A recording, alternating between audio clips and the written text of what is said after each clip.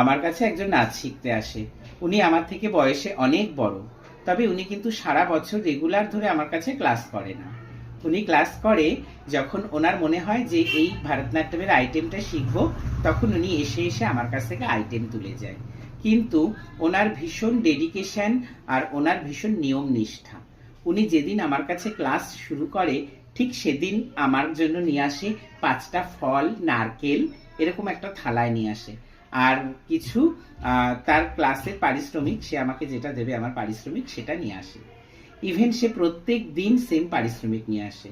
যদি একটা দিন ক্লাস করতে তার 500 টাকা খরচ হয়, যদি সে আমার কাছে 4 দিন ক্লাস করে, রেগুলার 500 টাকা করে আমার জন্য নিয়ে আসবে।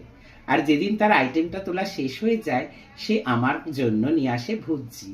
ঠিক এরকম একটা থালার মধ্যে, এই যে তার আজকে আমার আইটেমটা আমার কাছে শেখা শেষ হয়েছে, তাই আমার জন্য এরকম ভুজি নিয়ে এসছে, চাল, ডাল,